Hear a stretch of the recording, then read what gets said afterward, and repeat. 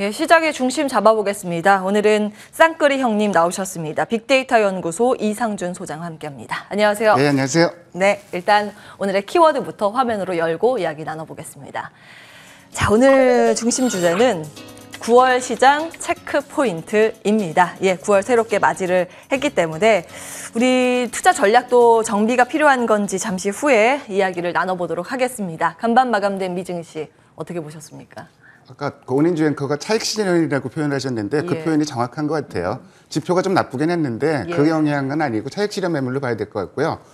큰 흐름으로 봐서 언택트주가 약세가 좀 두드러졌고 반면에 밈 주식들 좀 그 강세가 또 좀 두드러지는 그런 특징을 좀 얘기할 수 있을 것 같습니다.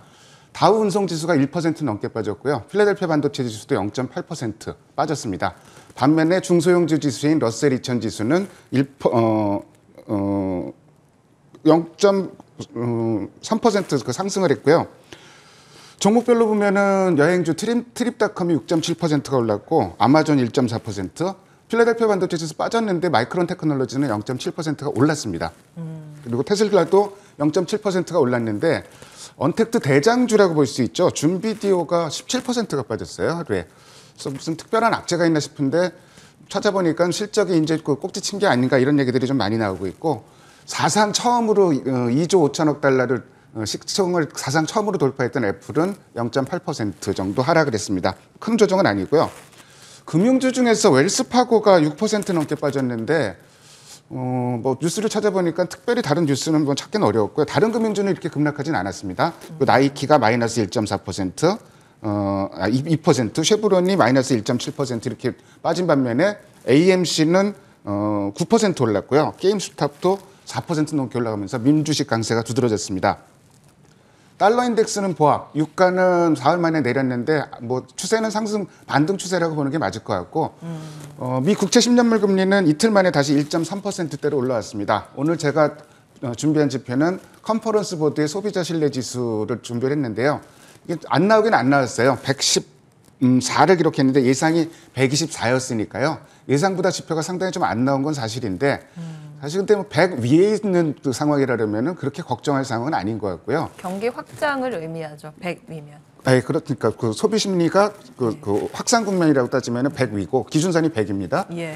100 밑에면 이제 소비 심리가 위축됐다고 보는 건데 그럴 상황까지는 아닌 것 같고 아무래도 델타 변이 때문에 이런 현상이 좀 발생한 것 같은데 근데 제가 가끔 이제 아침에 이렇게 자료 준비하다가 한 달간 어떤 종목들이 제일 많이 올랐고 제일 많이 빠졌고 이런 종목들을 가끔씩 체크해 보거든요. 근데 S&P 500 중에서 가장 많이 오른 종목이 한 달 동안 가장 많이 오른 종목이 백화점주인 메이시스입니다. 실적이 좋았고 그다음에 언더 아머 같은 종목도 13%가 올랐는데 이런 흐름이 소비 심리가 다소 둔화되면 어떻게 좀 변하지 않을까 좀 이렇게 예상도 해보고 지금 최근 시장의 중심은 아무래도 빅테이크인 거는 맞는 것 같습니다. 예. 너무나 잘 알고 계시는 그 나스닥 성장주이면서도 대표주이면서도 안정적인 기업들, 뭐 마이크로소프트, 애플, 아마존, 구글 이런 것들이 좀 계속 시장을 이끌고 가는 양상입니다. 저만 미증 씨 부럽고 또 야속하게 느끼는 겁니까? 아유, 저는 더하죠.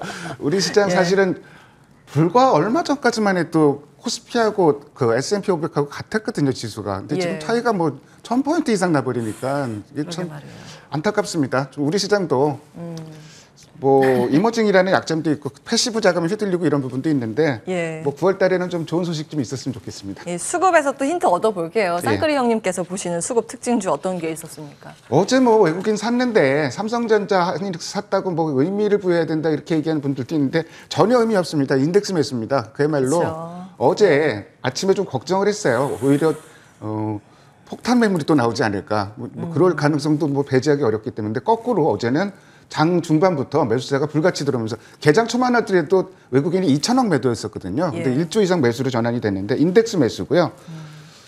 우리나라 사실 빅테크 기업 하면은 카카오 네이버인데 카카오에 이틀 연속 쌍끌이 매수가 들어오고 있고요. 최근에 수급 좋은 종목이 SK 이노베이션, 그다음에 녹십자도 요새 수급이 상당히 좋습니다. 현대건설도 수급이 좀 좋은 상황이고, 뭐 조금 이따 얘기하겠지만 오늘은 하이닉스도 이틀 연속 쌍끌이가 어제 들어왔고요. 그리고 코스닥에서는 2차 전지주 어제 좀 다시 아직 건재해 이러고 좀 외치는 것처럼 몇 종목들이 쌍끌이 매수가 들어왔습니다. 대표적으로 에코프로도 거기에 해당이 되고요. 예. 그다음에 그 천보, LNF 뭐 이런 종목 그리고 OLED 덕산 네오룩스라든지 실트리온제약, 오스템, 오스코텍 이런 종목들도 쌍끌이 매수가 들어왔고요. 모처럼 건설주 한번 들고 와봤어요. 요새 건설주가 움직이는 게 좀 달라졌어요. 바닥 쪽인 것 같은 생각이 좀 들어서 현대건설을 들고 와봤는데요.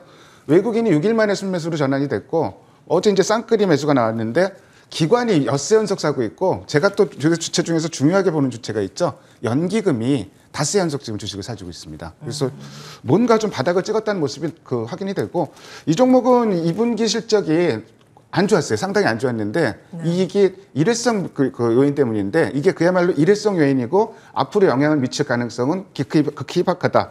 그리고 수주 자체가 워낙 좀 국내 주택 수주는 올해 연간 목표치를 벌써 초과를 해버렸고요. 전체 수주도 목표 대비 2분기 기준으로 70%가 넘는 수주를 기록했습니다. 그리고 최근에 뭐 증권주 그 건설주 올라가는 이유가 여러 가지가 있겠는데 그 중에서 또 뭐 그 공급 물량 확대 다시 이제 뭐 이런 얘기가 나오는데 이런 얘기들을 많이 해요. 지금 그 내년에 대선이 있는데 누가 대통령이 돼도 내년에는 공급 물량을 늘릴 수밖에 없는 상황이다. 근데 공급 물량이 늘어난다는 얘기는 대형 건설자 쪽이 또 그 굉장히 메리트가 있잖아요. 그래서 어저께 또 올라가는 거 보면은 그저께는 건설주들이 다 올라갔다가 어제는 대형 건설주도 올라가거든요. 그래서 건설주 매매하고 싶은 분들은 좀 대형주 중심으로 지금 접근하는 전략이 좀 이름 우리가 아는 건설사들 있잖아요. 뭐 현대건설이라든지 GS건설이라든지 이런 그 상위에 시가총액 상위에 있는 건설주도 매매하는 게 맞을 것 같습니다. 예. 일단 배터리 관련해서는 밀릴 때마다 모아가는 전략 말씀을 주셨고 그동안 천보 계속 강조를 해주셨고 오늘 새롭게 수급 쏠리고 있는 쪽은 건설, 특히 현대건설 수급 대장주로 꼽아주셨습니다. 자, 시장 9월장 어떤 전략 이제 세워볼까요? 일단은 9월달 이슈를 저희 그 7가지로 정리를 해봤는데요. 우선 첫 번째는 시장 왜곡 현상이 좀 없어질 것이다. 이게 좀 가장 큰 부분이에요. 시장 왜곡 현상이 8월 달에 우리 시장을 막 교란을 했는데 아직도 남아있는 건 있어요. 그러니까 중국 증시 빠지면은 패시브 매도 나오는 건 있는데 이거는 어쩔 수 없는 변수고 그 이외에도 8월 달에 굉장히 시장을 교란했던 변수가 MSCI 리밸런싱. 그것 때문에 외국인들이 프로그램으로 막 주식을 팔고 이런 현상이었는데 어제는 거꾸로 샀지만 이제 9월 달에는 그런 현상이 없어지고 또 한 가지 8월 달에 굉장히 컸던 게 두 등치가 들어왔잖아요. 카카오뱅크하고 크래프톤이 들어오니까 패시브 자금이 얘들을 살려고 다른 그 대형주들은 막 팔고 삼성전자 팔고 막 이런 현상이 발생했는데 9월 달에는 등치가 그 상장되는 건 없어요. 오늘 지금 신규 상장되는 종목이 일진 하이솔루스가 상장이 되는데 예전에 일진 복합 소재죠. 그리고 그 9월 10일 예정되는 게 YM텍이라는 종목인데요. 이 두 종목이 삼성전자를 팔아서 채울 만한 등치의 종목들은 아니에요. 물론 뭐 굉장히 좋은 현상인 건 맞거든요. 그 일진 그 하이솔루스는 지금 기대감이 굉장히 높은 종목이고 점상 따상 얘기가 벌써 나와요. 이 종목은. 근데 그렇다고 해서 등치가 시가총액이 그렇게 큰 종목은 아니거든요. 그래서 이런 왜곡 현상은 없어질 것이고. 자, 두 번째 변수로는 이번 주 금요일 고용 보고서가 발표가 됩니다.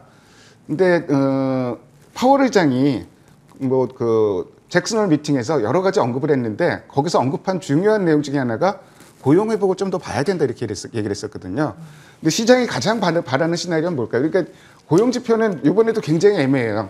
이 잘 나와야 좋은 거야, 뭐 안 나와야 좋은 거야 이런 고민을 하게 되는데 골디락스가 가장 좋다고 이제 볼 수가 있어요. 지금 석 달 연속 예상치랑 거의 차이가 없게 나왔거든요. 이번에는 그 8월 고용 자 수는 7월보다는 줄어들 거로 예상을 하는데 이게 편차가 적당한 수준이 가장 좀 시장에서 바라는 시나리오일 것 같고 한번 편차가 좀 심하다 그러면 어떤 쪽으로든 좀 영향이 있을 것 같아요. 그래서 그 중요한 지표를 봐야 될 것 같고 세 번째로는 다음 주에 현대차 수소대회가 열립니다. 9월 7일 날 온라인 회가 개최되고 8일부터 차세대 수소 모빌리티라든지 여러 가지 체험할 수 있는 게 8일부터 일산 킨텍스에서 나흘간 열리거든요. 관심 있는 분들 저도 시간 되면 가서 보고 싶더라고요. 한번 가서 보시면 좋을 것 같고요. 그리고 같이 가시죠, 저랑. 더 중요한 부분이 9월 8일 날 우리나라 10대 재벌이 모여요. 10대 그룹이 모여서 굉장히 이례적인 현상이거든요. 그러니까 그 수소 경제를 위해서 올인하겠다. 한국판 수소위원회가 이날 결성이 되는데 그런 부분에서 9월 달은 내내 수소 관련 주들이 좀 움직일 것 같은데 지금 표가 나오네요. 제가 관련 주들 한번 분야별로 정리를 해봤어요. 좀 자세하게 저도 이거 어려워서 전 인터넷 그 유튜브도 보면서 한 4시간 공부했거든요. 근데 이제 종목을 그래서 제가 나름대로 정리를 해봤는데 예. 뭐 수소 공급 시스템 쪽에서는 효성 첨단 소재라든지 일진 다이아, 그 복합 소재 오늘 상장하는 종목이죠. 모 회사고요. 현대위아 정도 꼽고 있고요. 유니크도 이제 그 수소 공급 시스템에 속하는 종목이고요. 가장 핵심이 연료 전지 스펙입니다. 이게 전체 원가의 40%거든요. 상하프론테크 세종공업, 그다음에 동아화성, 평화산업 뭐 이런 종목 정도고요. 그다음에 모토닉, 코롱인더, 두산퓨얼셀, SPO셀. 제일 밑에 있는 종목은 두산퓨얼셀 빼고는 광의를 보는 종목들이에요. 예. 두산퓨얼셀 정도가 저정에서 대장이라고 보면 될 것 같고. 아무튼 뭐 종목이 많이 나오는데 정리를 좀 해드렸고요. 예. 시간이 좀 많이 지났는데 빨리 가야 되겠네요. 계속해 주세요. 그다음 네 번째는 14일에 소비자 물가 발표되는데요. 물가가 일시적이라는 얘기를 계속 거듭 얘기를 했기 때문에 이번에는 물가가 좀 진정되는 조짐을 좀 보여야 돼요. 그래서 그런 부담이 좀 있는 지표이기 때문에 이 예. 지표도 봐야 될 것 같고 9월 14일 그다음에 FOMC 회의는 어떻게든 테이퍼링이 한번 좀 언급될 것 같고 참고로 패드워치라는 데에서 내년 말 2022년 말 기준금리 확률이 동결 확률이 46%까지 최근에 좀 올라오고 있어요.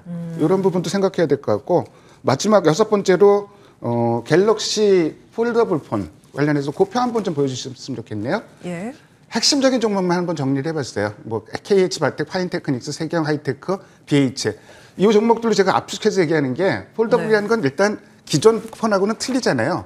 틀려지는 핵심 그 종목들만 4종목을 정리해봤는데 이렇게 4종목이고 그 중에서 대장은 그 KH바텍이고요.